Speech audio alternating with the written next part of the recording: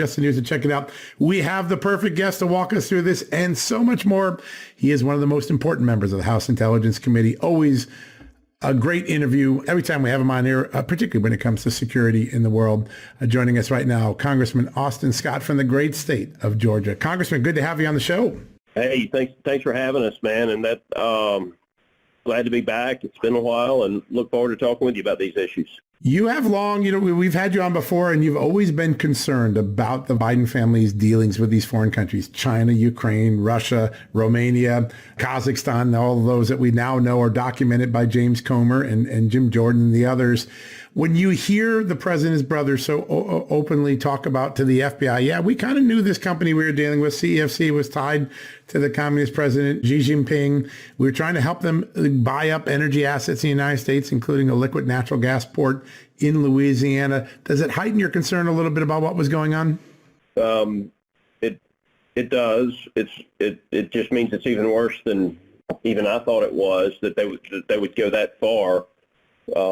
If you look at some of those ports in Louisiana, and I don't have a map in front of me, but like Port Fourchon, that area of Louisiana, just a tremendous portion of the energy that we use inside the United States comes through those hubs. And the idea that you would help the Chinese acquire assets in that area to give an adversary, and again, China is no longer a competitor. They are an adversary.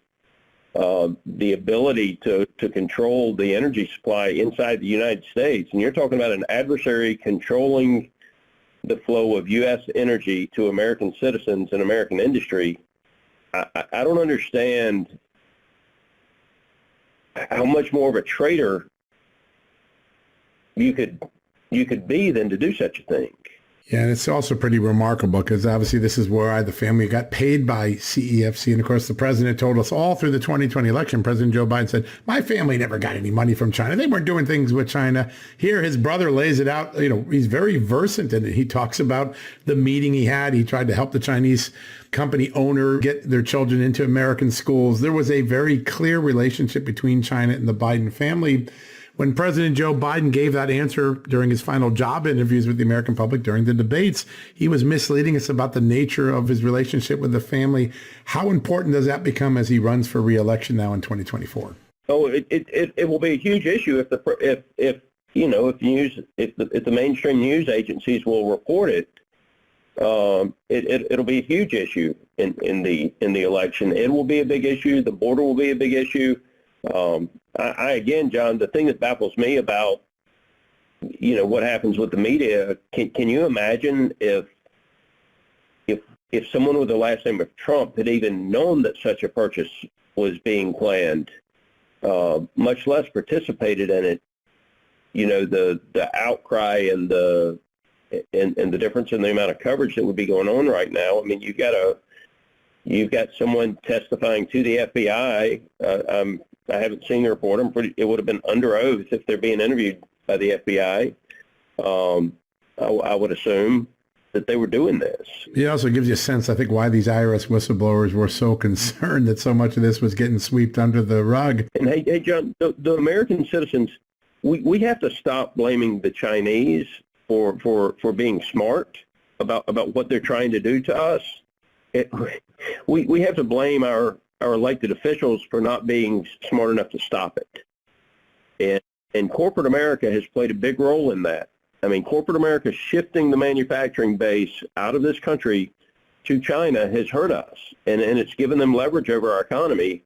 And if you look, again, we talk about the rare earth minerals and the batteries and other things that are going to have to be purchased to do what Joe Biden and the Democrats did, and I think it was every single Democrat that voted for it. If any of them voted against it, it would have only been one or two. And in this battery-operated vehicle, not technically a mandate, but almost a mandate that they're pushing down the throats of the American citizens. Yeah, you're right. Those workers in Michigan that are striking right now, one big part of the dynamic is the fact that Joe Biden has pushed the auto industry into the EV world, which is going to send their jobs and Americans' reliance to China instead of on the great assembly workers in Michigan. Yeah, and they've lost billions. because of it. Yeah, that's right. Yeah, they've already lost billions, right? And on the past, in fact, they're putting on hold one of the projects because they say it may not even be sustainable. Ford, I think, did that yesterday. I'm glad they did. That was the partnership with CATL Technology, and if you'll remember, we put the amendment in the NDAA that said the Defense Department could not purchase that technology, and then we actually expanded it and listed some additional Chinese battery manufacturers that where we were pushing where the Defense Department could not purchase, the Chinese battery technology. And so hopefully Ford's committed to stopping their partnership with Chinese battery technology companies. It seems like they are. They're certainly reevaluating at this very critical moment in the U.S. industry's evolution. And of course, on the world stage, there's so much more playing out. You have been a cogent voice for American security for a long time, and a common sense voice. And I think a lot of people look at this now and say what we thought it was in 19 and what it is today, it looks a lot worse. Does the House Intelligence Committee play some role now in vetting some of these deals and trying to determine if any national security was jeopardized? Obviously, Hunter Biden's living at a home where Joe Biden had some classified documents for a period of time, not suggesting anything bad happened, but clearly there are real issues of security and maybe even a damage assessment. Is the House Intelligence Committee going to play a role in vetting out some of this foreign contact as we see how extensive it was? So let me answer that question like this, because you know that we don't talk about what happens in that committee much. We're not supposed to. The Democrats under Nancy Pelosi politicized HIPC, the House Intelligence Committee, and used it to go after President Trump and the Trump family with the Russia hoax and all of that stuff. And if you remember, what was happening there is you had a chair of the committee appointed by Nancy Pelosi that would go behind those doors in the classified meetings, and then he would come out and he would immediately walk up to the microphone and talk, in abstract and lead people to believe that Trump had done something that he had not done. Kevin McCarthy is Speaker of the House, and Hakeem Jeffries, and so I want to give him credit for this as well, both came and met with us at the first meeting and made it very clear that this was not a political committee, and this committee was not to engage in political activities the way it had done in under the previous Speaker of the House. So John, I do not expect that the Intelligence Committee will do that. I'm not the chair of the committee. But I do not expect that the Intelligence Committee will do this. That committee has got to be able to function in a nonpartisan manner, and if we bring that in there, I'm afraid it would divide the committee. Yeah, no, I understand. Let me pivot to something that I know the committee has to be looking at, and that is the war by Russia against Ukraine. Can you give us a sense of what you as a member of the committee sees as the current slate of the war? It seems as though we're in a long slog, both sides losing a lot of lives and property and expending a lot of money and military resources. Is it still a standoff? What are some of the dynamics you see at this very moment? Yeah, so I'll speak to it more from I see more of it on HASC, and I'll speak more to it from just a HASC standpoint, an American citizen, and what I see. We have provided a tremendous amount of weapons and the money to operate those weapons, money for to supply their troops. They've done a tremendous job with it.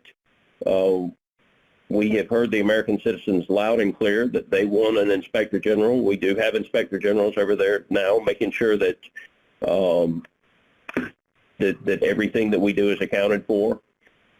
I have made this very clear in that this cannot be the U.S. and Ukraine versus Russia. This has got to be a global effort to help a sovereign country, in this case Ukraine, defend itself from an authoritarian country, in this case Russia. And the reason it's so important, John, is because if we had not done this here at Ukraine, it was not going to stop until somebody had the will to fight, and somebody was willing to give them the weapons. So I do not to defend themselves against someone like Russia. So I don't. I think that the Ukrainians owe us the accounting of where everything has gone. I think that I'm hopeful that General Brown will speak to these issues now that he has been confirmed, and he could have been confirmed weeks ago. They blame that on Tommy Tuberville, but and I disagree with the way Tommy Tuberville has done this. I like him. I disagree with what he's done. But the fact of the matter is, Chuck Schumer could have confirmed General Brown months ago, and he chose to make the political spectacle of this. But we owe it to the American citizens, because it is their tax money, to tell them, what we are doing, what our role is in this, what other countries are doing in this. And then I think that we have to have, a pretty objective assessment of what we're not doing right. And I will tell you that I think that we have allowed too many loopholes in the sanctions against Russia, that's allowing Russia to get their stuff out and keep their economy afloat. And so the sanctions against Russia have not been strong enough from the administration, and that is the aspect that I think we've done wrong. It's on the sanction aspect of it, and not working with the rest of the world to make sure that they pay a price economically for what they've done. Yeah, there's so many cutouts, right, with India and all these other deals that Russia's still banking a lot of bank, even though we brag. That's right. But Russia's got a problem, because while they in China, while they shake hands and they glad hand on the TV, neither one of those countries trusts the other one. And so, if Russia allows its military to get too weak, they're just not going to do that. I don't believe. I don't believe. I think you're right. It is an amazing dynamic to watch, and the common sense that you have always held on this issue. I think a lot of people realize now what's at stake, and I think that education process has been so important. I want to turn to the issue at hand. Obviously, we're a couple of days away from maybe having a government shutdown. What is the state of play? What's going on behind the scenes? Do you have any optimism a shutdown could be avoided, or are we headed into one? Yeah. So John, let me. We have about a 5-seat margin as Republicans. Last week, Steve Scalise has got cancer, so he was out. Frank Lucas had a broken pelvis, so he was out. So we've got a 5-seat margin. We're missing a few votes because of health-related issues. And, the fact of the matter is 210 Democrats voted with 5 Republicans to stop appropriation bills from coming to the floor. And so it gets portrayed as if, the Republicans didn't do this, the Republicans didn't do that. But the fact of the matter is, Hakeem Jeffries has got his people locked down. And if Jeffries told his people they can vote their convictions on the procedural votes, as he did on the debt limit, if you remember, John, as he did on the debt limit, as soon as he releases their people, then I think this madness would stop. What they're doing, though, what they want is to continue a $2 trillion deficit. So since Biden was sworn in, if you go to the date that he was sworn in to today, there's been about a $5.3 trillion deficit. So that's about $2 trillion. You're looking at a $2 trillion a year pace. So you got a $2 trillion deficit. We're not at war. We're not in a recession, and we're not in the middle of a health emergency. And we've had higher tax revenues than we've ever had in the history of the country. And if you listen to what the Democrats say, they said it on the floor last night, I heard it repeatedly, that the only reason we have a deficit is because of the tax cuts that the Republicans passed under President Trump. We had more tax revenue than we've ever had in the history of the country, John, after those tax cuts were passed. And now those tax cuts are going to expire in 2025. And so the next election, to me, it's about the economy. How do you keep the economy growing? Well, they're running a $2 trillion deficit, when there's literally no reason to run the deficit. And now we've got $33 trillion in debt, and the interest rate on that debt, it's no longer 2.5%. Now it's 5%. And so it's actually more than that. And so from a cash flow standpoint, and you're about to start seeing this in the economy, I'm surprised you haven't seen it more already. But if you're a business owner, when you go to, most business owners, you don't have long-term financing. Now, if you're a big company, maybe you can go to the bond market and issue long-term bonds, but those are for blue chip companies. If you're a small and mid-sized business, you're borrowing your money. Maybe you have a 10-year note. Maybe you have it fixed for 5 on a 10-year note. But let's just being honest, most business owners don't have long-term fixed rate financing, and as those rates change, it creates cash flow challenges, and those things will be reflected inside our economy. And if you look at the amount of credit card debt that you've got now, if you look at the amount of people that are making emergency withdrawals from retirement plans, if you look at several of those indicators, you've got to believe that time is here where you start to see the fall-offs in the economy, and therefore you'll see a fall-off in federal revenue. And at the same time, John, my son, he's just out of college and he works at a nursing home, and he told me that CMS had just proposed a new rule that's basically going to make them double the staff at the nursing home. Now that sounds like a good thing, that you're going to have more nurses in the nursing home, but there's not going to be an increase in reimbursement to go with it. Well, guess what you're going to do? You're going to shut the nursing home down.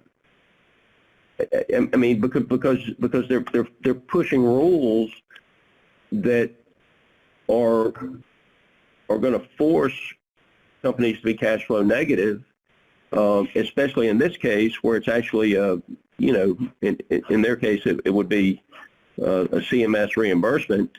But if you double the nurses that are required, then that input cost goes up, and if there's not a corresponding revenue increase, then you're upside down.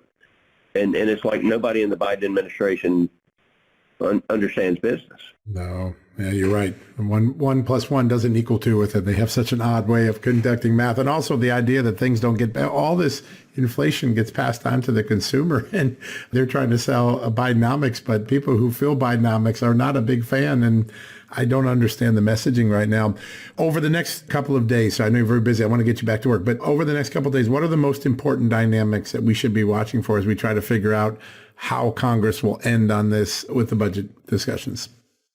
So I'll tell you what I suggested as a Republican who wants border security, and recognizing that there's, shutting down the government doesn't help anybody. We certainly lose on it politically.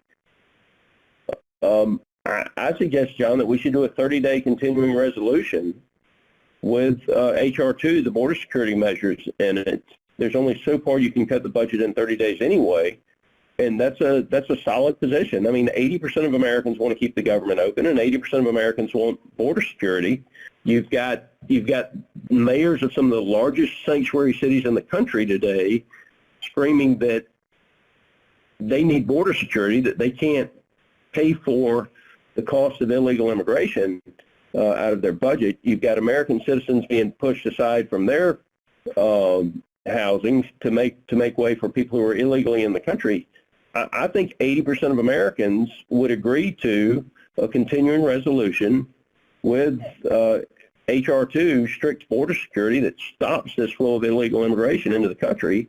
And so, the argument from what I would say are hardliners is they want budget cuts now. Well, my argument is you're only going to cut it so far over the course of 30 days anyway. So if we spend $10 billion more over that 30 days, but we get a border security bill that stops the flow of illegal immigration, that's a good trade in anybody's definition, and I think 80% of Americans would accept that border security for a 30-day continuing resolution as we continue to work on the appropriation measures. Yeah. Yeah, that makes a lot of sense. Well, we'll be watching closely on all these developments. Impeachment hearing tomorrow, lots of developments in Russia and Ukraine, and of course the budget at this historic time. It's kind of interesting. So I want to ask this real quickly.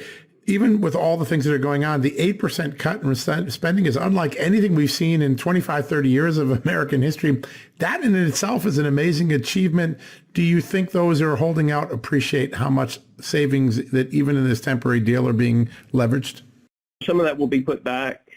But the fact of the matter is, we cannot ignore the deficit. We cannot ignore the debt. We do it at the peril of the next generation. I personally believe in continual strides in the right direction. Unfortunately, the Dems spent $3 trillion without a single Republican vote, the 24 months before we took the House back. We'll end up somewhere between where we are and where that cut is. The problem I have with kind of the way we're doing it, John, and this is just someone who's been in government a long time, if we just cut the budget number, what the Biden administration is going to do is he'll plus up funding for things that are important to them, like some social agenda, and they're an agenda-driven agency. So they'll plus up the money for their agendas, and they would cut the money for the missions. And so I think it would be wiser for us to argue more about what we're spending money on that we shouldn't be spending money on, and specifically eliminating those things, than it is to focus so much on the top line number. Not all government spending is bad, is the way I would put it, but there's a lot of it that is. So let's focus on getting rid of the bad, and let's be very specific about what we're getting rid of, and let's make sure that the American citizens know that that we're trying to cut the budget in a responsible manner. But when we go into a shutdown, I promise you, he's going to make it as painful as possible on the American citizens. And, again, President Trump, we had the same shutdown. He kept the parks open. He did his best to make it as painless as possible for the American citizens. And this president will bring as much pain as they can to them. Yeah. Bad politics, but it's probably what's ahead of us in the near future. Sir, what a great honor to have you on. I know our audience loves having you on every time we get the straight talk and the straight scoop of what's really going on in this town. Great honor to have you on today. I appreciate you, John. You too, sir. Thank you so much. All right, folks.